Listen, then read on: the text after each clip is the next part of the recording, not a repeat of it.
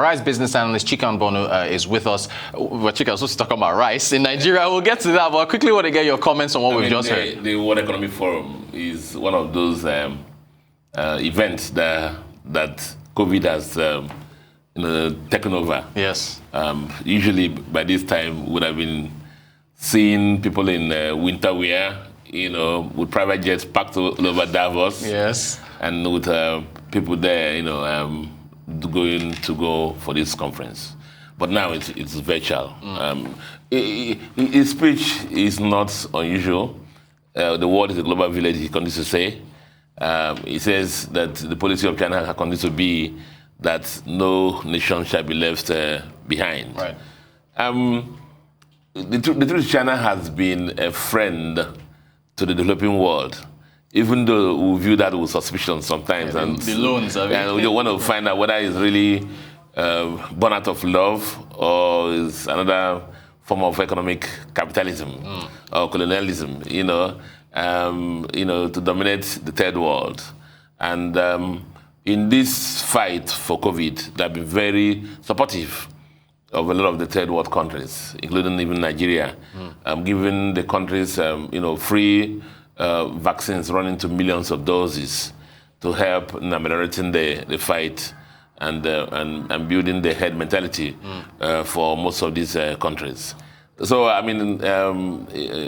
the macroeconomic issues he raised are there. Remember, for us as a country, China is almost like our largest trading partner. Yeah. And it's important that they look after us too, right. Because if we are sick, who can buy their products, and so it's not out of place, the things he spoke about. The world should work together. It shouldn't be competition, it's more of collaboration. When one section of the world is sick, the whole world is sick. And so that we should work together to make sure everybody is on well together, So basically that's along that line. Fantastic. Thank you so much for that, Chika. That's global matters. Now to Nigerian matters, yes. Chika. The Anchor Borers program, there is going to be an unveiling of rice pyramids in Abuja tomorrow. President Buhari is going to be there. The head of the Rice Farmers Association is there. Governor Mefele, Central Bank Governor, is there. Even there's the president of Benin Republic and Chad and Niger, Cameroon. Can you speak to the gains that have been made with the Anchor Borers program? Rice, from half of the human race, rice is their number one staple food. Maybe you don't know, a lot of people don't know that. It comes third to maize and wheat in the largest produced product in the world. And for us as a country also, it's a staple food. Right. There's no event that you go to that you don't have rice. Right. Indeed, a lot of the brands that came out from outside Nigeria to Nigeria, all this KFC and so on, who are used to burgers and pizzas, came to Nigeria and had to alter their strategy to include rice in their menu. Right. That will show you how powerful rice is for us in Nigeria. A lot of figures are out there, and that says Nigerian consumption for rice is about maybe between 8 million metric tons in a year. Yeah. The Anchor Borers program, that came in about, I think, 6-7 years ago. Basically, it looks at two things. You see the smallholder farmer. What are his problems? His problems are lack of finance, lack of improved seedlings, and lack of off-takers for his products. And then you have the off-takers, the rice millers. What's the problem? The fact they don't have aggregate supply of paddy rice. And so they don't have a structure for collecting those rights. And so Central Bank in Nigeria, along with the Rice Fund, the Rice Farmers Association of Nigeria, comes up with this program that says now, we'll provide the required support to the smallholder farmers, and then who will farm, and then we will collect all those and sell to the paddy people, the millers, and the millers will pay for those products, and then use offsetting the loan. In that way, the rice value chain is protected and everybody gains in that process. Now, what are the benefits? What have been the benefits of Anchor Borers program? It depends on who you ask. Okay. Let me start from the smallholders. clearly, in my journeys, because I've done some work on in this respect, I've seen the livelihood of a lot of farmers, significantly improve.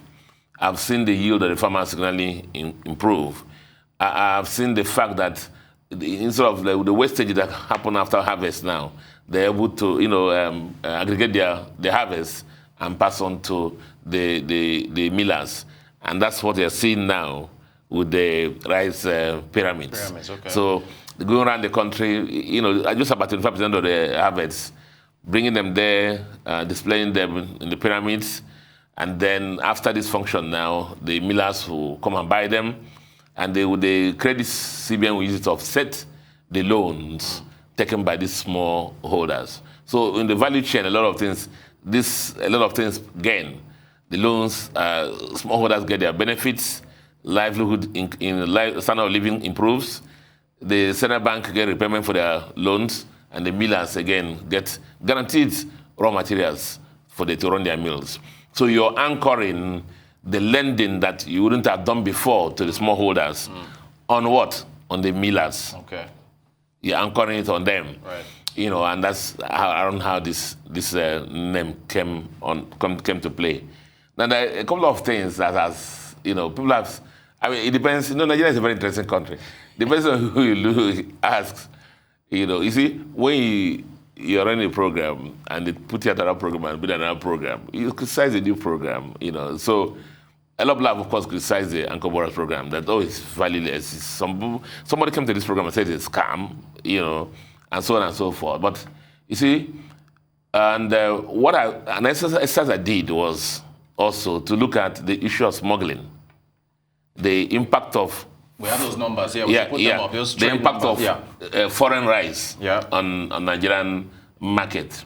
But even before I look at those figures, let me put it out there that the customs, the security agencies, none of them can come clean in this issue. Right. A shipload of rice is not like a pin that will just pass through our borders anyhow. They will pass through vehicles and boats and whatever, and some people turn their eyes from that. Indeed, it's an economic sabotage to frustrate Nigerian production. If you look at those figures, yes. I don't even want to bother about other years. The years, so some people say that now, if you look at Nigerian columns there, you find that from up to more than 1 million tons, 1.3 million tons, million metric tons in 2014, imported through Nigerian ports. Yes. It came down to about more than 2,000, just less than 2,000. Right, in 2021. 2021. Right. Now, someone said, the diversions have been made to Cotonou, Benin Republic. Benin Republic, yeah. And Cameroon. So what I did was I go through. By the way, these figures came from the website of Thailand Rice Association. Right. Who have lamented about the loss of business in Nigeria. So what I did was that I aggregated the imports through Benin Republic and the imports through Cameroon. I discounted other years. Let me focus on 2020 and 2021. 2020, remember what happened in 2020? The whole was shut down. Yes, that's correct. The whole was shut down. And so if the whole was shut down, no rice importation was coming to Nigeria really, or barely coming in. You find that from about 2 million metric tons combined between Nigeria, Cameroon, and the Republic, it came down to about 700,000 metric tons. Now look at it this way: if that whole production is being consumed in Nigeria or coming to Nigeria, remember, people are saying that the Cameroon and Benin Republic are coming to Nigeria. It means that the 8 million tons that Nigeria consume, how do we make up the deficit? Right, that is the question, yeah. It can only be from what? Local production. Yes, okay. Because the imports didn't come in. Remember what I did? I added up the imports from Nigeria, imports from Cotonou, Benin Republic, imports from Cameroon, and said, let all of them come to Nigeria. You find at that time the whole economy was shut down. Imports barely came into Nigeria. About 700,000 metric tons came into Nigeria. Meanwhile, consumption in Nigeria is about 6 to 8 million metric tons. How do we make up the deficit? It can only have come from local production. Fantastic. So therein lie the benefits of the Anchor Boras program. Fantastic. Even though there are T's to cross and I's to dot for the program, I'm sure the Central Bank and the Rice Farmers Association are working on those. All right, business analyst Chika Mbonu. Chika, thanks for taking us through Xi Jinping's comments and also rice production in Nigeria. I appreciate your insights, sir. Thank you.